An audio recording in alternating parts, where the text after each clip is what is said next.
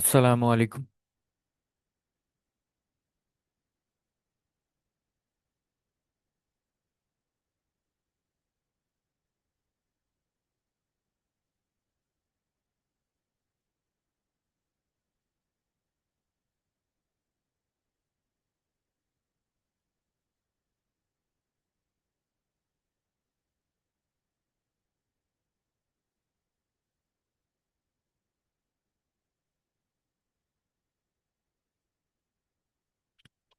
अस्सलाम वालेकुम। जोया, आपको आवाज़ आ रही है?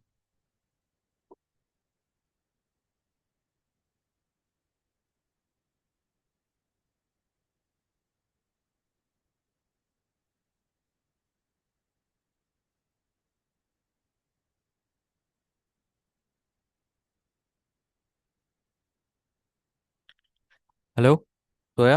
वालेकुम अस्सलाम जी सर, आ रही है आपकी आवाज़। चलें, ठीक है। ठीक है, मैं शुरू करता हूँ। जिसने ज्वाइन करना हो कर लेंगे। ठीक है। ऑलराइट। अच्छा।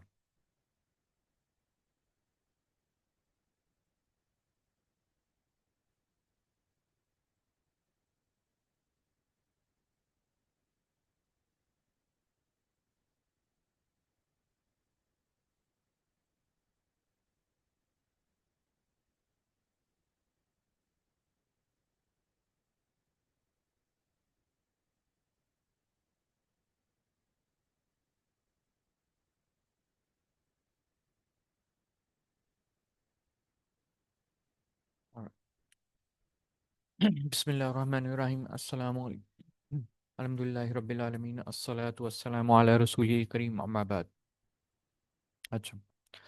तो लास्ट टाइम जो हमने कुछ चीज़ें कवर की थी, उसमें ये कवर की थी कि हिस्ट्री ऑफ रिलीजन्स की हमने यहाँ से बात शुरू की थी, जिसके अंदर हमने जो एथिज्म की हिस्ट्री से रिलेटेड कुछ डिस्कशंस हमने की थी। एक तो ये हमने बात की थी इससे पहले ईबी टेलर, एक बंदे की, जिसने एवोल्यूशन ऑफ रिलीजन का आइडिया दिया था, जिसमें उसने कहा था कि चीज़ें जो हैं वो एनिमिज्म से फिर पॉलीथिज्म और फिर मोनोथिज्म और साइंटिफिक नेशनलिज्म इस तरह चली। लेकिन हमने फिर इसके बारे में डिस्कशन की और प्रूव किया कि ये जो मामला है ये दुरुस्त नहीं है और इसमें काफ़ी डिस्क्रिपेंसी है। एनिमिज्म के अलावा हमने ये भी स्टडी किया था कि जो ओल्डर रिलीजन्स थे उनके पास और भी मामला थे। फॉर एग्जांपल ये जो पुतले हैं और ये वो चीज़ें, इनके आसार भी हमें मिलते हैं, और उसके अलावा टर्की में भी ओल्डेस्ट ये चीज़ें हैं। लेकिन हमने यहाँ पर एक चीज़ इस्टेब्लिश ये की थी कि जो ओरिजिनल और ओल्डेस्ट है वो मोनीथिज्म भी हो सकती है। और उसकी वजह क्या है? उसकी कई रीजंस है। पहली बात तो ये है कि हमें जो ट्रांजिशन है मोनोथिस्टिक से पॉलीथिस्टिक की, ऐसी चीज़ है जो कि ऑब्जर्व्ड है और डॉक्यूमेंटेड है। यानी ये हमें नज़र भी आती है, हम देख भी सकते हैं कि एक चीज़ पॉलीथिज्म जो है, यानी आइडियोलिज्म हो जाए, पॉलीथिज्म हो जाए, या जो भी एनिमिज्म हो जाए, यानी ये शिर्क की एक मिसालें हैं। हमें शिर्क और पुतले और ये वो चीज़ें जो हैं, ये इनके आसार इस वजह से मिलते हैं क्योंकि इनके आसार बनाए जाते हैं। ठीक है। लेकिन एथिज्म के जो आसार हैं वो बनाए नहीं जाते, क्योंकि अगर वो बनाए नहीं जाएंगे तो वो कहीं प्रिजर्व भी नहीं होंगे। तो फॉर एग्जांपल, अगर कोई ये जानना चाहे कि हमारी प्रिजर्वेशन किसी क्या कहते हैं, एनिमल्स की शेप में या फिर पुतलों की शेप में नहीं होती। ठीक है, स्पेशली मोनोथीज्म की। तो इस वजह से हमारे पास कोई रीज़न नहीं है ये अज्यूम करने के लिए जो ओल्डेस्ट रिलीजन है वो पॉलीथीज्म ही है। ठीक है। इसके बारे में एकेडमिक्स भी ये बातें कहते हैं कि देखें, हमें आइडियलिज्म के ही फिजिकल एविडेंस मिलेंगे, हमें मोनोथिज्म के तो फिजिकल एविडेंस मिलेंगे ही नहीं, पहली बात। दूसरी चीज़ ये कि कोई स्ट्रॉन्ग एविडेंस नहीं है ये सजेस्ट करने के लिए कि पहला जो रिलीजन है वो एनिमिज्म था, या इसके साथ साथ मोनोथिज्म नहीं एग्जिस्ट करता था। क्योंकि हो सकता है कि जिस तरह आज का मामला है उस तरह उस वक्त भी होता हो कि मोनोथिज्म भी एग्जिस्ट करता हो, और मोनोथिज्म भी एग्जिस्ट करता हो और बाकी चीज़ें भी साथ साथ एग्जिस्ट करती हों। तो ये बड़ा इंपॉर्टेंट पॉइंट है कि ये हमारे पास सिर्फ अजम्पशन इस बुनियाद पर है क्योंकि हमें आसार चूंकि पहली चीज़ों के मिलते हैं और इनके आसार नहीं मिलते। अगर हम गौर करें तो एज सच ए मोनोथिज्म का कोई कोई भी इस तरह की कोई आसार नहीं आपको मिलेंगे, इवन नाउ। ठीक है। अगर फॉर एग्जांपल कोई एक जगह है जो टूट जाती है, गिर जाती है, फॉर एग्जांपल इवन काबा जो है, वो मामला अगर फर्ज करें हमें कोई ऐसी जगह मिलती जहाँ पर काबा हुआ करता था और इस तरह की चीज़ें मिलती, तो हमारे पास कोई ऐसा फिजिकल एविडेंस नहीं है ये शो करने के लिए कि यहाँ पर जो है जो इबादत है वो सिर्फ एक खुदा की हुआ करती थी। ठीक है, तो ये चीज़ें जो है ये हमारी अजम्पशंस की बुनियाद पर है। दूसरा उसके अलावा ये है कि इसके ऊपर एक ये मैंने शेयर भी किया था, प्राइमोर्डियल मोनोथीज्म, ये इस एपिसोड का नाम है। ये मुगीरम लुकमान के चैनल पर है। हमने सीरीज़ की थी, एकेडमिक डिस्कोर्स की शुरू की थी सन 2020 में, 2000, हाँ जी 2020 से में हमने शुरू की थी, और इसके अंदर हमने इस तरह के काफ़ी टॉपिक्स को कवर किया था। उसमें से एक था प्राइमोर्डियल मोनेथिज्म, कि क्यों जो है मोनेथिज्म जो है वो पहला रिलीजन है और उसके क्या एविडेंसेस हमारे सामने हैं। तो ये मैंने लिंक भी भेजा था। अच्छा, उसके बाद हमने ये एक डिस्कशन की थी कि जो हमें बल्कि कुछ और चीज़ों के, जब हमारे पास आगे सोसाइटी आगे चलती है, यानी फॉर एग्जांपल हमें 11,000 10,000 से आगे की जो सोसाइटी है, जब सिविलाइजेशन बननी शुरू हुई, ठीक है, हमने सिविलाइजेशन के बारे में भी सीखा कि सिविलाइजेशन और क्या कहते हैं कि जो एक सेटलमेंट होती है उसमें क्या फ़र्क होता है। सेटलमेंट वो चीज़ होती है जहाँ पर कुछ लोग कुछ जगह पर ठहरते हैं या कोई अपना ठहराव बनाते हैं, ठीक है, उसमें केव्स भी हो सकते हैं, बाकी चीज़ें भी हो सकती हैं। लेकिन सिविलाइजेशन जो है वो यूनिक मोड है, और जिसके अंदर जो है वो काफ़ी डिफरेंट पॉइंट्स हैं, जिसकी वजह से हम कहते हैं कि सिविलाइजेशन सिविलाइजेशन बड़ी होती है। एक तो ये है, ये लार्ज सेटलमेंट होती है, इसमें अर्बन इन्वायरमेंट होती है, इसमें एग्रीकल्चर भी होता है, और इसके अंदर बड़ी बड़ी कुछ बड़ी बिल्डिंग होंगी, और इसमें राइटिंग का मेथड भी होगा, यानी कोई लिखने पढ़ने का तरीका भी होगा। और दूसरा ये है कि यहाँ पर एक सोशल हायरार्की होगी, कुछ लोग ऊंचे तबके के होंगे और कुछ लोग निचले तबके के होंगे। तो ये और उसमें फ़र्क है सेटलमेंट में और एक सिविलाइजेशन में। तो जब सिविलाइजेशन शुरू होती है उसके अंदर हमारे पास ये डिफरेंट एलिमेंट्स निकलते हैं, जिसके अंदर हमारे पास जो तीन आइडियाज हमारे पास इसके एविडेंसेस आए, मोनोथीज्म, हिनोथीज्म और मोनिज्म।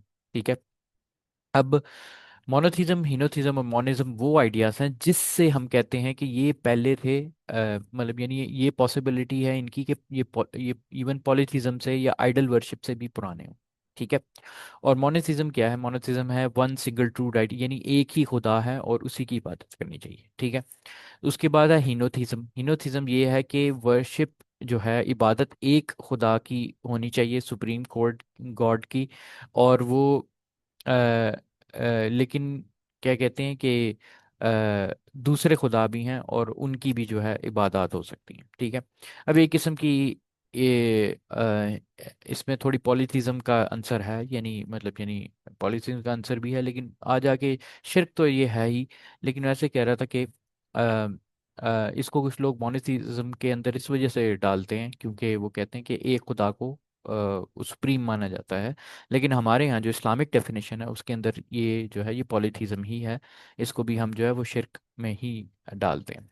फिर तीसरी चीज़ है मोनिज्म। मोनिज्म ये है कि वो जो वहदतुल वजूद जैसा तरीका, कहते हैं कि हर चीज़ जो है वो एक सोर्स से निकलती है और फिर उस सोर्स की तरफ फिर इवेंचुअली वापस चली जाती है। ठीक है, और इसका सोर्स का मुराद ये नहीं है कि वो एक जीती जागती कोई शय है, यानी या उसकी कोई सोच, अपनी सोच या फिक्र है, जैसा कि खुदा के मामले में हम कहते हैं कि खुदा अल्लाह ताला जो है खुद अपनी मर्जी रखते हैं। यहाँ पर उसको मोनिज्म के अंदर वो मर्जी वाला मामला जो है वो ख़त्म कर देते हैं। लेकिन इसके बावजूद मोनिज्म का ये है कि कम अज़ कम वो कहते हैं कि एक सोर्स ज़रूर है जो कि जहाँ से बाकी सारी चीज़ें निकलती हैं। तो ये चीज़ हमने डिस्कस की थी लास्ट लेक्चर में। ठीक हो गया? तो ये इसकी रेपिटेशन इसलिए कर रहा हूँ क्योंकि आप लोगों का अगला क्विज़ वगैरह भी जो है ना वो शायद आने लगा है, और क्विज़ में भी यही चीज़ें होंगी इंशाल्लाह। ठीक है, वो मैं आपको सर, दूंगा। जी जी। एक्चुअली मैं जो है ना पिछला लेक्चर ले नहीं सकी थी। तो ये तो मैंने ये जो मैं सारा रिवाइज यही हाँ यही जी, जो मैंने बताया अभी तक, ये पिछला लेक्चर ही है। ठीक है, जी सब सर, ये मोनोथिज्म को एक दफा फिर बता दें। मोनोथिज्म है कि एक खुदा को की इबादत करना, जो कि जिसमें इस्लाम भी आता है। ठीक है, एक ही खुदा है जो कि वजूद है उसका, और उसी की इबादत करनी चाहिए, ये मोनोथिज्म है।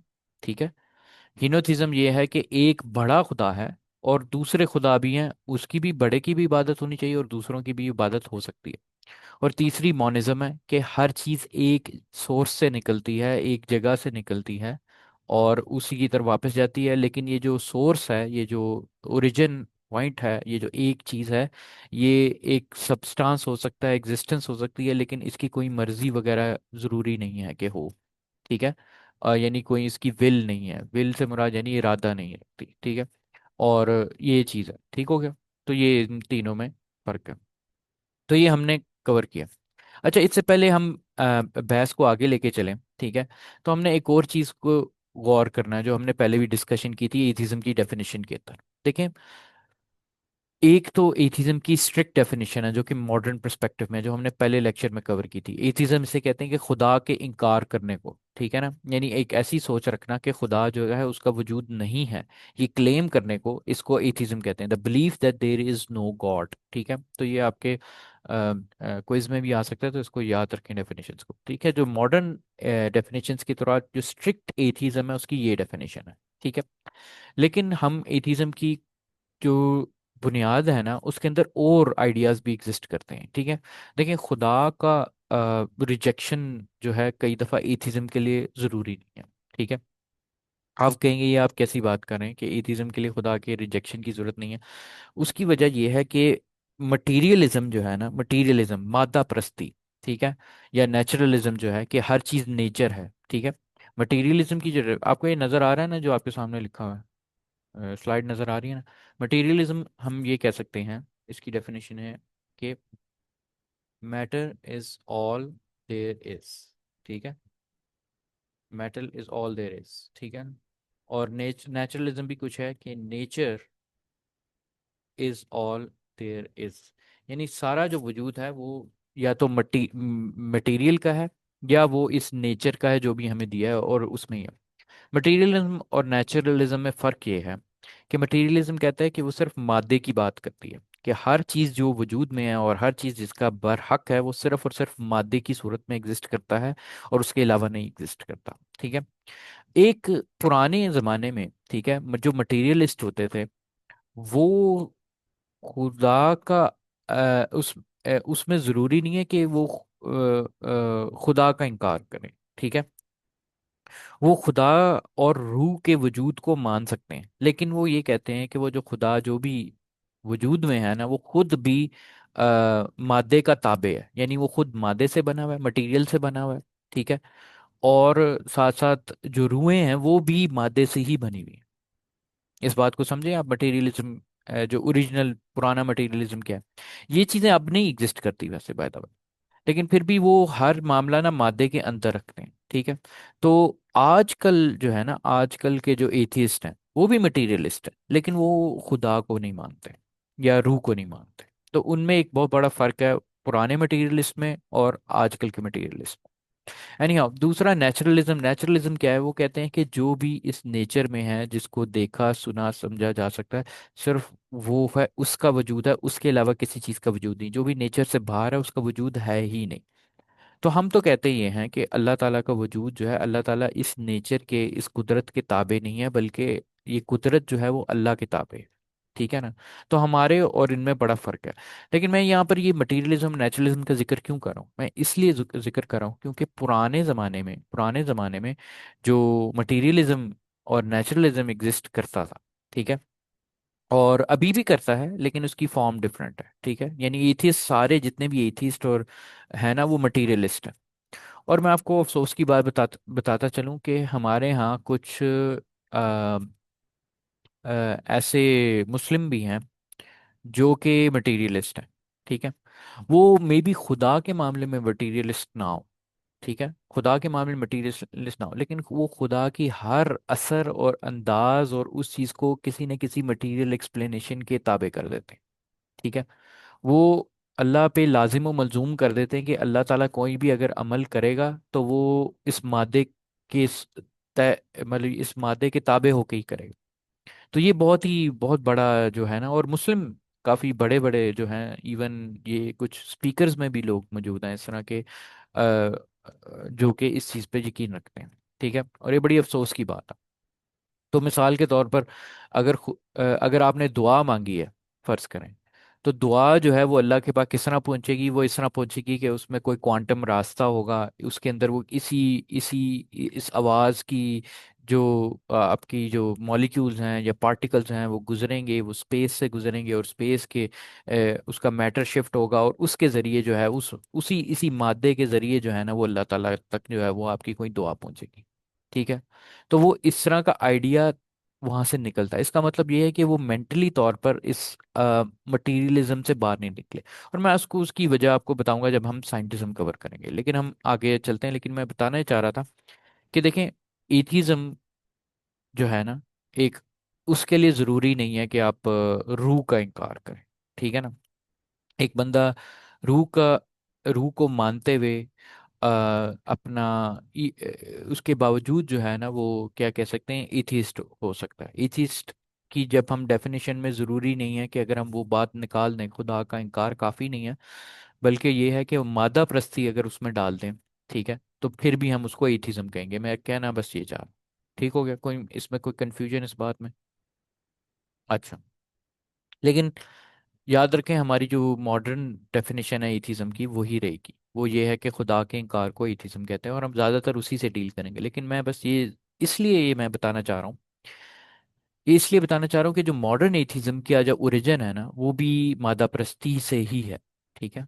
लोग खुदा पर तो यकीन रखते थे, लेकिन उसको किसी न किसी तरीके से वो मादे से ही जो है उसको मादे के ताबे कर देते। ठीक है। तो ये बहुत बड़ा आप कह लें कि कुफर। ठीक है। जिसको लेके जो है वो लोग आगे चले। चलें आगे बात करते हैं। ठीक है। ये एक पोइम है। हम अब देखें, अब हम ना एंशियंट टाइम से आगे चले गए। ठीक है। एंशियंट टाइम्स में हमने जिक्र किया उसका, एनिमिज्म का जिक्र किया, पॉलिथिज्म का जिक्र किया, मोनोथिज्म का जिक्र किया। ठीक है। अब इसके बाद तब की बात करते हैं जब सिविलाइजेशंस वगैरह आई। तो सिविलाइजेशंस के अंदर हमारे पास एक आगे जाके जो हमें कुछ जब राइटिंग्स हमें ज़्यादा क्लियर मिलना शुरू हो। ठीक है। ज़्यादा क्लियर क्लियर राइटिंग्स और इंस्क्रिप्शंस हमारे पास आना शुरू हो गई, तो उनमें से हमें एथिज्म के जो कुछ अफकार हैं वो हमें मिलते हैं। तो यहाँ पर ये वाली एक स्लाइड है कि atheism always existed in early era. ठीक है।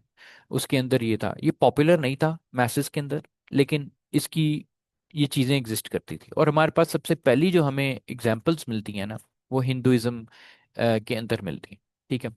अच्छा, अब मैं हिंदुइज्म के बारे में मैं कुछ बताता चलूँ। ठीक है। देखिए, हिंदू जो लफ्ज़ है ना वो निकला है सिंधु से। ठीक है। और सिंधु लफ्ज़ जो है वो सिंध से निकला। ठीक है। और सिंध जो है वो इंडस, इंडस इंडिया, ये यहाँ से लफ्ज़ निकला है। इंडस रिवर जो है हमारा बेसिकली यहाँ से वो ये है। और ये जो एंग्लाइज्ड वर्ड है, यानी इसको अंग्रेज़ों ने उसको यूज़ किया है। और ये जो हिंदुस्तान और हिंदुइज्म और ये वाली जो चीज़ है ना, इसकी डेफिनेशन भी आप कह लें कि ये एक्सटर्नल और अंग्रेज़ की दी हुई डेफिनेशन है जो कि हमने अडॉप्ट की हुई है। हालांकि हिंदुइज्म जो है वो उस नाम का कोई रिलीजन नहीं एग्जिस्ट करता। ये जो वेदास और इसकी जो एरिया है, हिंदुस्तान का एरिया, इसमें multitude of mixture of religions exist करते थे। ठीक है। और उसके अंदर जो है ये सारे मिक्स के अंदर कई चीज़ें मौजूद होती हैं। ठीक है। तो अब मैं इसको बताता चलूं कि हिंदुइज्म और हिंदू एरिया में, क्योंकि ये लफ्ज़ हिंदू इसलिए मैं यूज़ करूंगा कि आपको समझ आ जाए कि मैं किस इलाके की बात कर रहा हूँ। ठीक है। मैं इंडिया और इंडो पाक की बात कर रहा हूँ। ठीक है। तो हिंदुइज्म के अंदर जो है बहुत डिफरेंट किस्म के रिलीजन्स और डिफरेंट रीजन पे डिफरेंट चीज़ें पाई जाती थी। और हमें एथीज़म के सबसे पुराने आसार या एथीज़म की एक मखसूस फॉर्म के जो आसार सबसे पुराने हैं, वो हमें यहाँ पर मिलते हैं। ठीक है। तो यहाँ पर एक वेदा है। वेदा मतलब आप कह लें कि इनका रिलीजियस टेक्स्ट है, जिसके अंदर हमें ये कुछ पोइम्स मिलती हैं, जिसके अंदर ये चीज़ें जो शक है, स्केप्टिसिज्म इसे कहा जाता है, जो शक, खुदा के वजूद पे शक जो है, उसकी कुछ राइटिंग्स हमें मिलती हैं। तो यहाँ पर एक ये पोइम का स्क्रिप्ट मैं आपके सामने पढ़ता हूँ। हु रियली नोस, कौन जानता है, हु विल हियर प्रोक्लेम, कौन कहेगा इस बात को। वेंस इट वॉज प्रोड्यूस, कब ये सब कुछ बना था। वेंस इज दिस क्रिएशन, ये जो मखलूक है ये कब आई थी। The gods came afterwards with the creation of this universe, खुदा खुद जो है बाद में आए थे इस हस्ती के बनने के बाद। Who then knows whence it has risen, किसको अब पता है कि ये कब सारा कुछ उठा था। ठीक है। Whether God's will created it, क्या खुदा की मर्जी ने इसको बनाया। और वेदर ही वॉज म्यूट, और वो क्या वो खामोश था। ठीक है।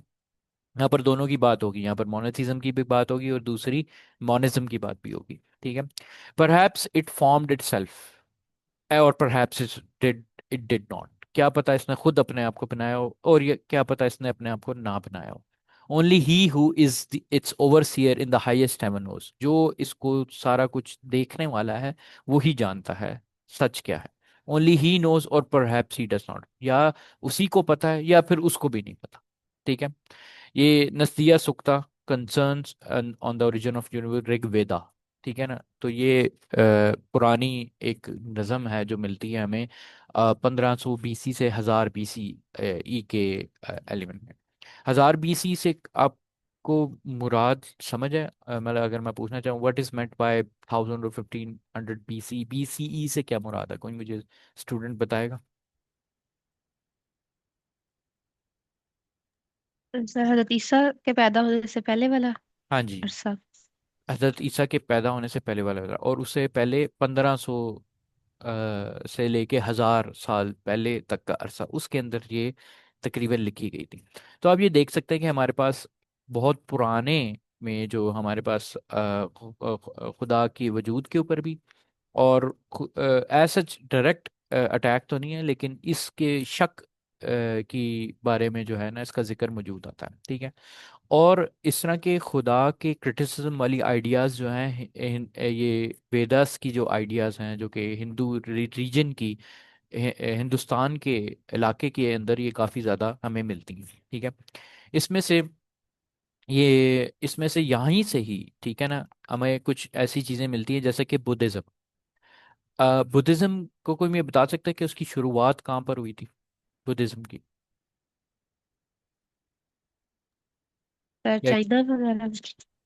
हाँ, अब अमूमन हमें ये लगता है कि वो चाइना या उस जगह पर है, लेकिन असल में बुद्धिज़्म की जो शुरुआत है वो यहीं पर ही हुई थी, इंडिया पाक में, नेपाल में, ठीक है। जो कि सब कॉन्टिनेंट है, नेपाल जो है जिसका ऊपर वाला एरिया है वहाँ पर ये शुरू हुई थी।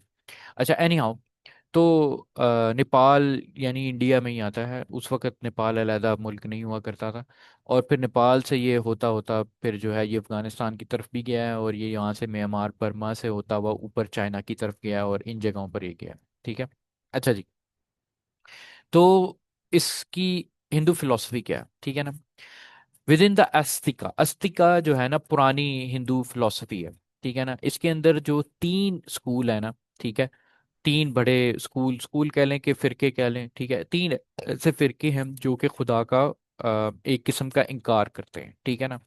उसमें है चरवाका, मीमांसा, यह है मीमांसा और समखाया, ठीक है। ये मेरी प्रोनाउंसिएशन ठीक नहीं है, लेकिन ये 3 जो है ना मेन ऐसी फलसफे हैं, ऐसे फलसफे हैं जो कि हमें मिलते हैं, और ये बुद्धिज्म के फलसफे से भी कुछ पुराने हैं, जो कि जिसमें हमें जो है ये प्योर एथीज्म या खुदा, एटलीस्ट खुदा के बारे में ना एक एंटागनिस्टिक एटीट्यूड, यानी इल्ज़ामाना एटीट्यूड मिलता है, ठीक है। तो इसने कहा कि within orthodox schools of philosophy, ठीक है ना, Samkhya and early Mimamsa school did not accept creator deity in their respective system, ये वो एक खुदा, एक बनाने वाली जो है उसको नहीं, उस पर यकीन करते थे।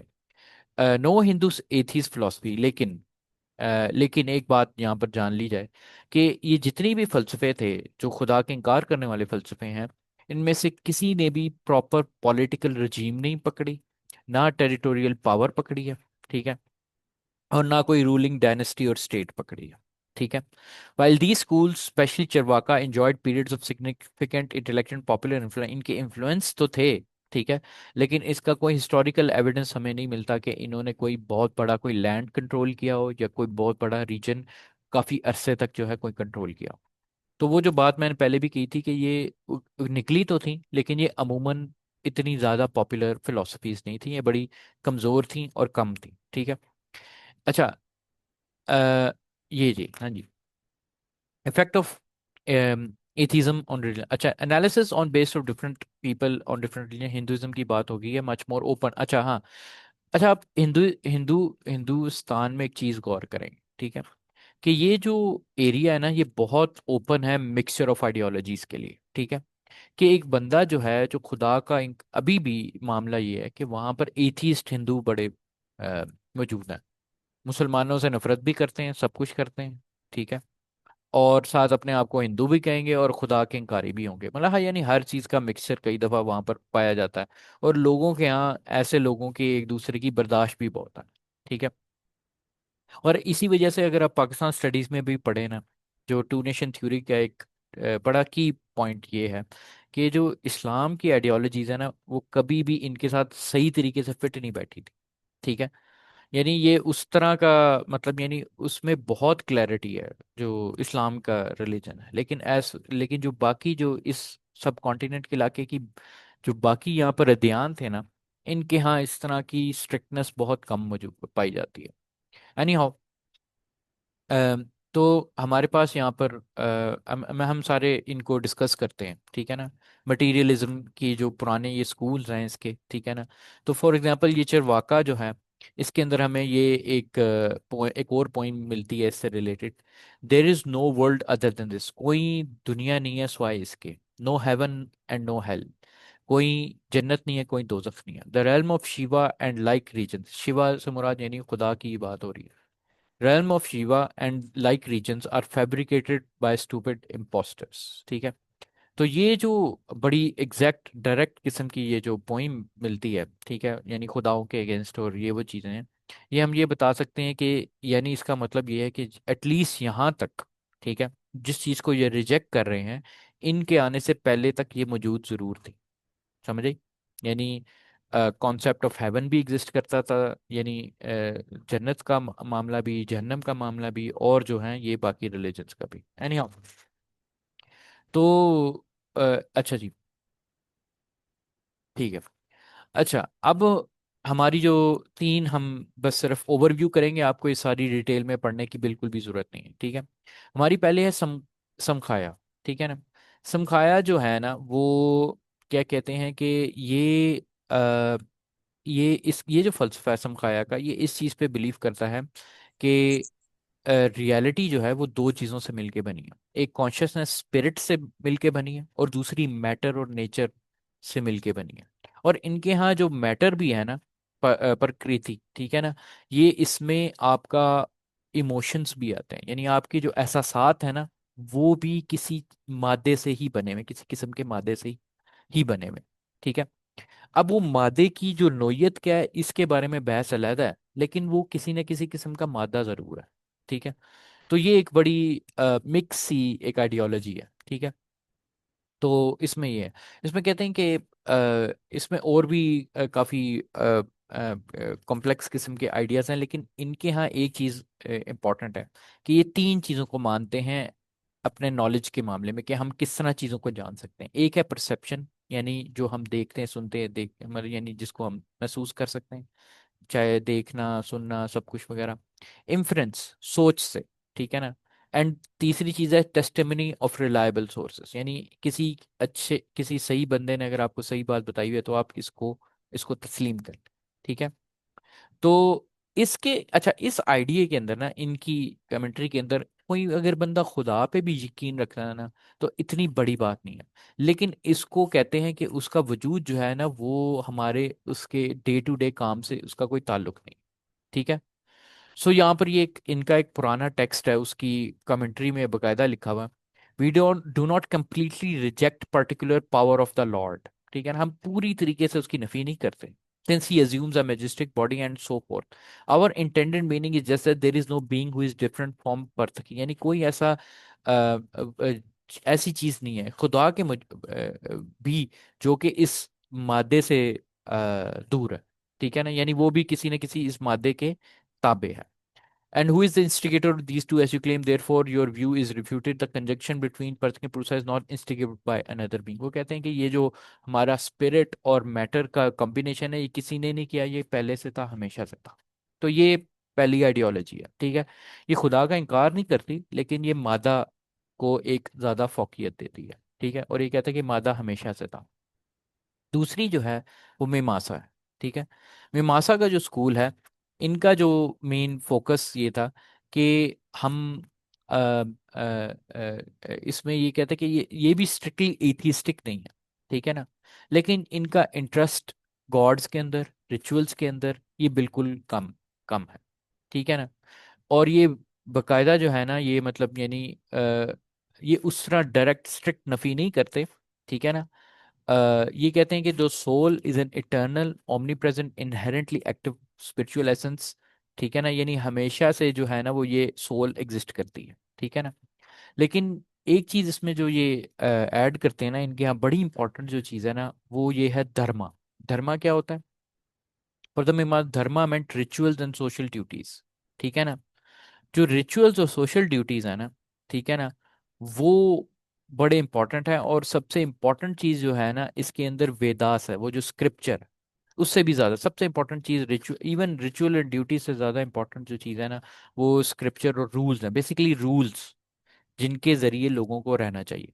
वो कहते हैं ये ऐसे रूल्स हैं जो कि हमारे बाबा अजदाद ने हमें दिए हैं, जिनमें बड़ी सोच विचार लगी है, और ये सबसे इंपॉर्टेंट चीज़ है, ठीक है। और इसके मुताबिक हमें रिचुअल्स करने चाहिए, हमें बाकी चीज़ें करनी चाहिए, सारा कुछ करना चाहिए, ठीक है ना। उसने कहा कि वैदिक के पास सबसे ज्यादा holds the Vedas as the ultimate source of knowledge, and सबसे बड़ा सच जो है ना वो वेदास, वेदा में, वेदा मुराद यानी उनकी जो किताब है, उनकी जो रूल्स की किताब, ठीक है। और फिर ये रिचुअल्स पे इनका फोकस करना। हाँ, खुदा पे कोई यकीन रख सकता है, ठीक है, लेकिन ये ज्यादातर कहते हैं कि भाई ये सिर्फ नाम नाम के खुदा होते हैं, असल चीज वेदास होती है, ठीक है। तो यहाँ पर आप कह सकते हैं कि इनके यहाँ भी आप कह लें कि इसके यहाँ भी स्ट्रिक्ट रिजेक्शन नहीं है खुदा की, ठीक है, स्ट्रिक्ट रिजेक्शन नहीं है खुदा की, लेकिन फिर भी जो है ना आप देख सकते हैं कि खुदा की इंपॉर्टेंस को की कमी की गई है। आखिरी जो है ना लेकिन चिरवाका, ये वो हैं जो सबसे स्ट्रिक्ट खुदा की आप कह लें कि किसी न किसी कैपेसिटी तक नफी करने वाले थे, और ये प्रॉपर मटीरियलिस्ट थे, ठीक है ना। तो कहते हैं कि matter is the only reality, ठीक है। और ये 6 सेंचुरी बीसी से, 6 सेंचुरी मतलब यानी 600 बीसीई के, आप कह लीजिए 500, सॉरी 500 बीसीई के अराउंड जो है ना ये आए थे। This notable for rejection of, और ये वेदास को भी, खुदाओं को भी, आफ्टर यानी ये बेसिकली हर चीज की नफी करते हैं, ठीक है। और ये कहते हैं कि, और आजकल के जो एथीस्ट है ना, आजकल के जो एथीस्ट वो सबसे ज्यादा इनसे मिलते जुलते हैं, चरवाका से, ठीक है। इनके यहाँ पहली बात है कि सब चीज मटीरियलिस्ट है। ये कहते हैं कि पूरी दुनिया जो है ना, यूनिवर्स, वो सिर्फ चार चीजों से बनी हुई है, अर्थ से, वाटर से, फायर से और एयर से, ठीक है। यानी ये चार एलिमेंट्स हैं, हर चीज इस चीज से बनी हुई है, ठीक है। और कोई भी और चीज की कोई इसमें परसेप्शन या ये जो सोल है ये वो, इसकी कोई जरूरत नहीं, ठीक है।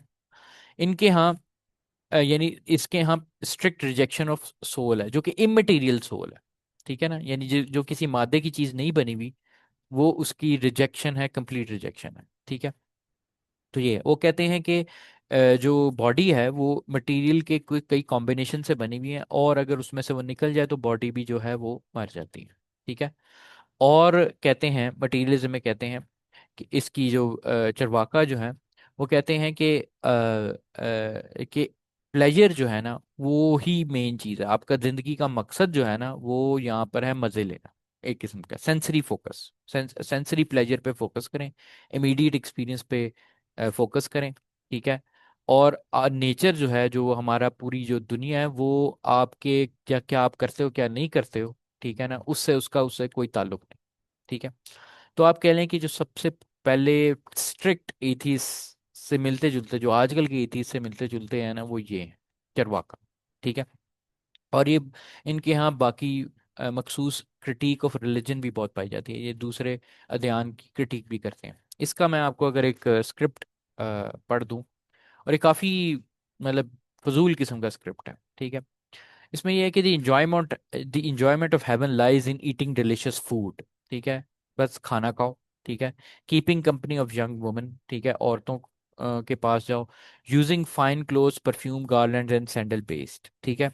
While Mosca is death, which is cessation of life, ठीक है। The wise before ought not to give pains on the account of moksha, यानी हमें पता है कि एक चीज जो है यानी मौत है, वो तो है, ठीक है, लेकिन इसकी बुनियाद पर ना कोई डरने की जरूरत नहीं है आपको। A fool wears himself out by penances for fast and chastity and other ordinances laid down by clever weaklings. तो कहते हैं कि लोग इसके डर से ये चीजें और अपनी जिंदगी को नहीं इंजॉय करते। अगर आप गौर करेंगे आजकल की जो एथिज्म है, आजकल की जो स्पेसिफिक एथिज्म है, उसका इससे बहुत आप हम कह सकते हैं कि काफी गहरा लिंक भी है। क्योंकि हीडोनिज्म जो है वो काफी पॉपुलर है, स्पेशली आजकल की जो एथिज्म की फिलॉसफी है उसके अंदर भी। अच्छा, एक मिनट बच्चों। हाँ जी। तो ये तीन हमारे पास वो मामला हैं। अच्छा, इसके अलावा हमारे पास क्या है, ठीक है। तो हमारे पास हिस्टोरिकल एथिज्म और न्यू एथिज्म का फ़र्क हमने जानना है, ठीक है, जो आपका इस लेक्चर का सबसे इम्पोर्टेंट पार्ट है। हम लेक्चर जो है ना बच्चों उसके एंड पे ही ख़त्म कर देते हैं, लेकिन मैं जल्दी से आपको ये समझा देता हूँ। वो ये है कि हिस्टोरिकल एथिज्म में हमारे पास मटीरियलिस्ट ज़्यादा थे, ठीक है। और खुदा से क्या कहते हैं कि वो ज़्यादातर अलूफ रहने को कहते थे। अगर कोई खुदा पे यकीन करता भी था तो मतलब यानी वो इस तरह फुल रिजेक्शन नहीं थी। फुल रिजेक्शन हमें सिर्फ जो है वो चरवाका में मिलती है, ठीक है। और वो काफ़ी बाद में आई है, ठीक है, काफ़ी बाद में आई है। और हम याद रखें कि इन्होंने भी ये कोई पॉपुलर नहीं थे, ये कभी पॉपुलर नहीं थे। ये ज़्यादातर चंद लोगों के अंदर ही ये जो आइडिया पाया जाता था, और ये इतना ज़्यादा पॉपुलर नहीं हुआ। दूसरी साइड पर इंडिया के अलावा हमें यहाँ पर एक और फिलॉसफी मिलती है ग्रीक्स के यहाँ, ठीक है, ग्रीक के यहाँ। और वो जो है वो मटेरियलिस्ट की मिलती है। वो मटेरियलिस्ट भी उसी तरह के आप समझ लें कि मटेरियलिस्ट हैं जिस तरह हिंदू मटेरियलिस्ट हैं। इनको ना अटोमिस्ट भी कहा जाता है। और अटोमिस्ट इस वजह से कहा जाता है, कहते हैं कि हर चीज़ की बुनियाद जो है ना वो एटम से मिलके बनी हुई है। अब एटम ये वाला नहीं, मॉडर्न फिजिक्स वाला एटम नहीं है जो आपने पढ़ा है। यहाँ पर एटम से मुराद जो है ना वो बस सबसे छोटा कोई पार्टिकल, सबसे छोटा पार्टिकल जिससे कोई ना कोई चीज़ बनी होती है, ठीक है, उसको एटम कहते हैं। वो कहते हैं कि चीज़ें जो है ना वो छोटी अशिया से बनी है, और ऐसी अशिया से जिसको आगे तोड़ा नहीं जा सकता। तो ये वो चीज़ है, और ये भी एक किस्म का मटीरियलिज्म था। इसमें डेमोक्रेटस और ल्यूसिपस जो है वो मेन बंदे हैं जो कि इसके आते हैं। उसके अलावा जो हमारी और फलसफी एथिज्म है वो जैनिज्म, बुद्धिज्म और ताओइज्म है। जैनिज्म, बुद्धिज्म और ताओइज्म मिलती जुलती आइडियोलॉजीज हैं। और इनके यहाँ एक चीज़ ये है कि ये खुदा के बारे में कोई आगे हो के उसकी रिजेक्शन नहीं करते, ठीक है। लेकिन इनके यहाँ बस एक मखसूस फ़लसफ़ा है जिसमें खुदा की इतनी रेलिवेंस ही नहीं है। समझ रहे हैं बात को। हालांकि इनके कुछ फिरके हैं जिसमें खुदा है, रेलिवेंट भी है, इम्पोर्टेंट भी है। लेकिन इनके हर फिरके या मेन जो इनके आइडियाज़ हैं ना उनके अंदर खुदा का अमल दखल कम है, ठीक है। तो इसमें बुद्धिज्म आते हैं। अच्छा, इस मॉडर्न एथीज्म से इसका क्या फ़र्क है। मॉडर्न एथिज्म जो है ना वो एक कम्प्लेक्स मैश है, ठीक है, उसमें मॉडर्न ग्लोबलाइज सोसाइटी का, ठीक है। इसके अंदर इनलाइटनमेंट एरा के कुछ प्रिंसिपल। इनलाइटनमेंट एरा जो है वो 1500 ईस्वी से लेके आगे ये जो मॉडर्न इंडस्ट्रियल रेवोल्यूशन है, जब सारी साइंटिफिक रेवोल्यूशन हुआ वगैरह वगैरह, ये वाली सारी चीज़ें इस एरा के ना कुछ आइडियाज़ का मिक्सचर है, ठीक है। इसके अंदर इमेंसिपेशन रीजन सबसे बड़ी है, अकल सोच सबसे बड़ी है।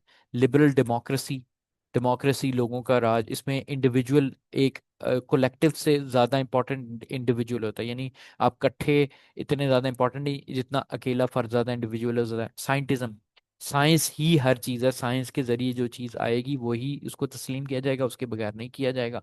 और पॉलिटिकल डॉक्ट्राइन ऑफ सेक्युलराइजेशन, दीन को अपने हर रहन सहन हर चीज के अंदर से बाहर निकालो और पॉलिटिक्स से भी बाहर निकालो। तो जब इन चीजों का कॉम्बिनेशन होता है तब मॉडर्न एथिज्म जो है वो निकलता है। और ये अपने आप को आगे बढ़ाती है, किस तरह बढ़ाती है। क्रिटिक रिलीजन का मैसिव क्रिटिक करके, और साइंटिज्म को प्रमोट करके, और ये दिखाने के लिए कि एथिस्ट जो है वो भी बड़ा अच्छा बंदा हो सकता है, मोरल हो सकता है। ठीक हो गया। तो बच्चों ये एक शॉर्ट समरी है, ठीक है। बुद्धिज्म वगैरह की ये मैं आपको ऐसा करूंगा, मैं आपको ये स्लाइड भेज दूंगा, ठीक है। उसके अंदर जो है ना आप ये फर्दर स्टडी कर सकते हैं, लेकिन स्ट्रिक्ट स्लाइड से आपके नहीं आएंगे। कुछ चीज़ें जो मैंने आपको जो पढ़ाई हैं जिन पे फोकस किया उनसे ज़्यादा आएगी, जैसा कि फॉर एग्जांपल चरवाका की पूरी डिटेल और उनकी इन सब की फुल डिटेल नहीं चाहिए, बस एक ओवरव्यू जो मैंने आपको बता दिया लेक्चर में वो काफ़ी है। ठीक हो गया। कोई सवाल प्लीज पूछिए, वरना लेक्चर एंड हो रहा है तो मैं अभी यहीं पर ही एंड कर दूँ। बच्चों, एनी सर क्वेश्चन? ये जो आपने एंड पे मॉडर्न जो है एथिज्म